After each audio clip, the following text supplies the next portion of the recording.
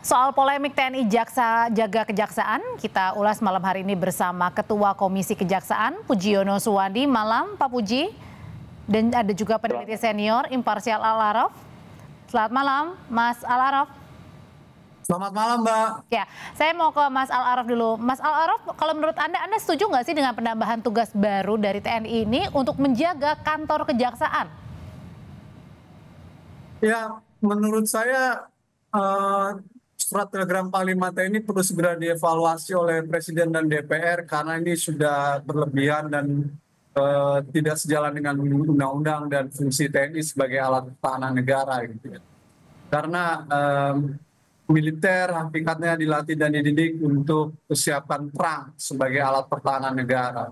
Sementara kejaksaan adalah bagian domain penegakan hukum.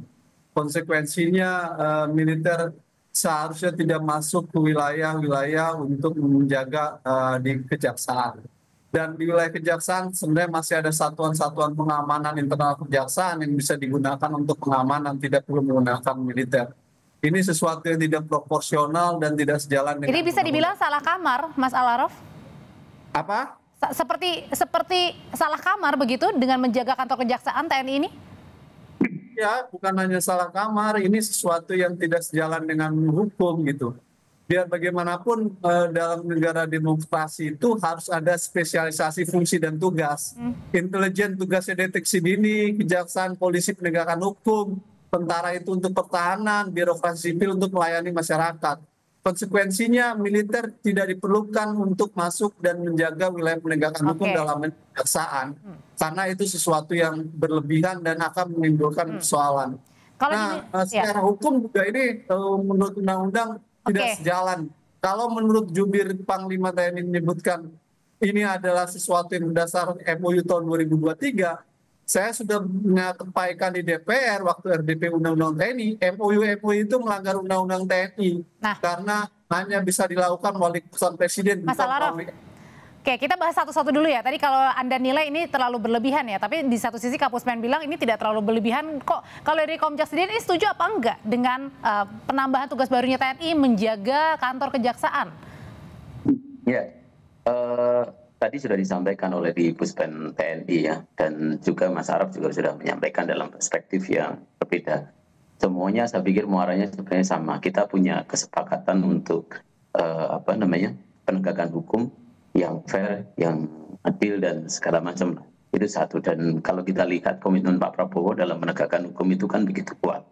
Nah, sebenarnya kehadiran dari TNI itu sebenarnya tidak ada yang dipersoalkan sama kehadiran dalam pengamanan yang lain, karena konteksnya satu, tadi sudah disebut, itu adalah bagian dari pelaksanaan MOU. Yang kedua juga ada PKS dengan Intel, yang tentu dasarnya bukan soal pengamanan kantor, tapi dasarnya adalah karena sejak 2018 itu kan sudah ada Jambit Mil untuk penanganan koneksitas. Dan kalau kita lihat tren penanganan koneksitas itu di kejaksaan, itu adanya Jambit Mil itu semakin tinggi.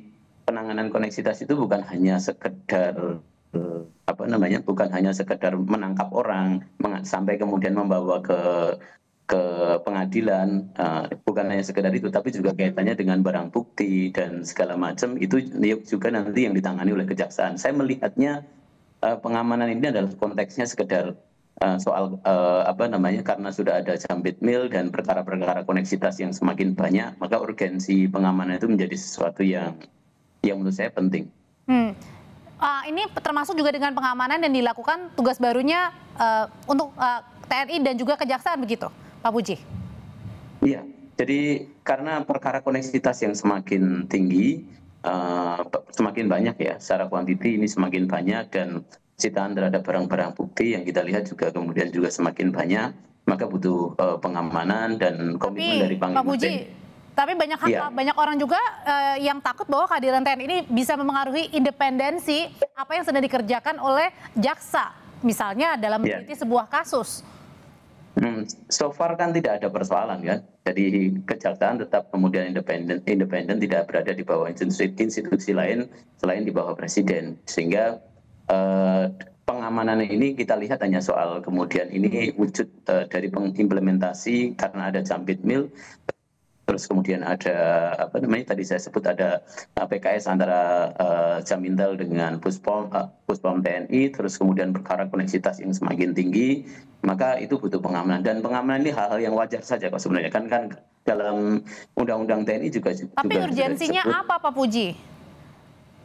Urgensinya? Ya, karena kan ancaman, gangguan, tantangan dalam penanganan perkara konektivitas ini semakin tinggi, dan kita tahu kan beberapa case misalnya soal apa namanya ketika penanganan perkara-perkara yang melibatkan pelakunya adalah TNI, dibutuhkan kan nanti proses yang lebih ekstra, dan konteks itulah yang kemudian saya melihatnya di situ.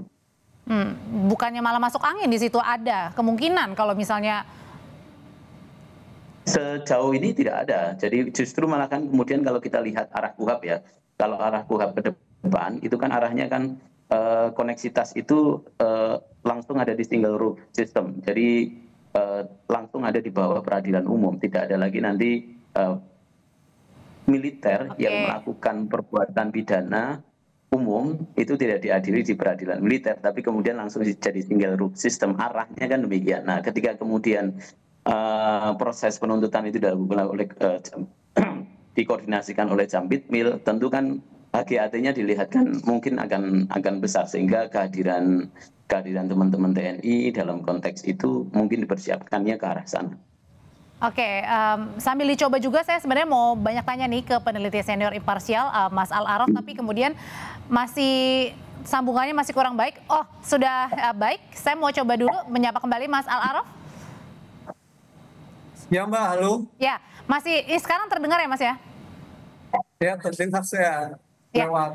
Mas Al-Araf, tadi kata Komjak bilang setuju juga dengan tambahan agar TNI ini menjaga kantor kejaksaan, karena bisa membantu juga misalnya case-case kalau dalam kejaksaan misalnya menangani kasus-kasus tertentu yang melibatkan anggota TNI yang kemudian nanti bisa ada bentuk kerjasamanya seperti itu. Nah, tapi kalau dari Mas Al-Araf sendiri, sebenarnya bentuk kerjasamanya ini ditakutkan juga nggak sih jangan-jangan nanti bisa memengaruhi independensi yang sedang dikerjakan oleh para jaksa-jaksa yang salah satunya misalnya menelisik dugaan-dugaan yang dilakukan oleh oknum anggota TNI dalam kasus-kasus tertentu? Ya, saya rasa tugas utama Komisi Kejaksaan itu untuk mengawasi kejaksaan. Oleh karena itu, ya, Mas, kita boleh beda pendapat dalam sisi ini, tapi bukan kemudian apa yang terjadi sekarang ini terjadi kesalahan, bukan menyetujui kesalahan ini. Kita boleh beda pendapat. Yang kedua, penanganan perkara koneksitas alasan Jampitmil itu sifatnya kasuistik, berbeda dengan penanganan Kejari-Kejati. Jadi dalam Undang-Undang TNI itu fokusnya hanya untuk Jampitmil, Jaksa Muda Pidana Militer. Apa fungsi Jaksa Muda Pidana Militer itu untuk penanganan kasus koneksitas. Berbeda dengan surat telegram ini yang konteksnya jauh berbeda dengan persoalan itu gitu. Ini wilayah pengamanan di kejaksaan gitu, yang domainnya nggak ada hubungannya sama isu Jampitmil tadi. Jampitmil itu sifatnya ad hoc dan itu pun menimbulkan kontroversi. Jadi buat saya tidak cukup relevan alasan tentang Jampitmil itu gitu.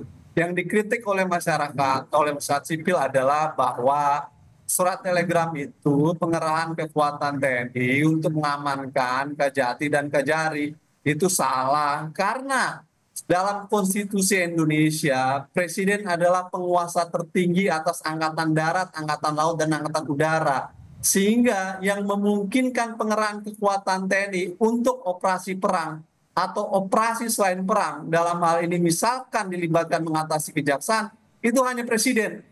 Tidak bisa dengan MOU.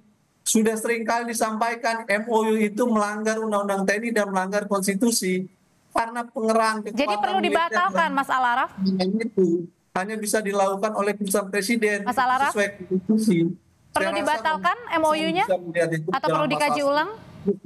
Bahwa Presiden adalah penguasa tertinggi atas Angkatan Laut, Angkatan Darat, dan Angkatan Udara, sehingga hanya Presiden yang bisa mengerahkan, bukan Panglima TNI dan juga bukan melalui surat telegram. Jadi ini kekeliruan yang serius gitu, dan harus segera dikoreksi gitu. Saya berharap kita harus mulai berpikir secara lebih objektif dan konstitusional. Jangan tarik-tarik militer ke dalam wilayah-wilayah penegakan hukum, pengamanan seperti ini. karena ada tugas-tugas dan fungsi utama dia yang dia harus bekerja secara lebih serius, yakni menjaga kedaulatan negara. Apalagi secara geopolitik kita menghadapi tantangan Nah, serius loh Mbak. oke. Persoalan perang Mas Israel, Alaraf. perang Hmm. India, konflik Laut Cina Selatan, Ukraina, Rusia. Jadi tentara kita harus dipersiapkan untuk menghadapi perang, Oke, bukan untuk menjaga menjagakan kedaulatan negara itu yang terpenting ya. Kembalikan lagi ke tugasnya TNI ya. Mas Alaraf, saya mau tanya pendapatnya ke Mas Puji, Pak Puji, gimana tuh Pak? TNI kembalikan saja lagi fungsinya bahwa ya menjaga kedaulatan negara, menjaga NKRI. Ya, kan clear itu. Kalau mau kita kemudian mau ketidaksetujuan itu kan pelaksanaan itu kan dasarnya norma.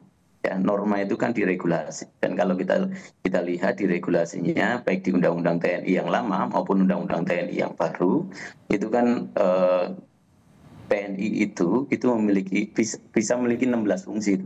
Nah, salah satu fungsinya adalah menjaga tempat-tempat vital, dan kejaksaan itu dalam konteks penegakan hukum itu dianggap sebagai alat vital yang bisa kemudian TNI turun di situ. Nah, kalau konteksnya kemudian ketidaksetujuan itu ya kemudian kan normanya ini yang kemudian harus di-challenge.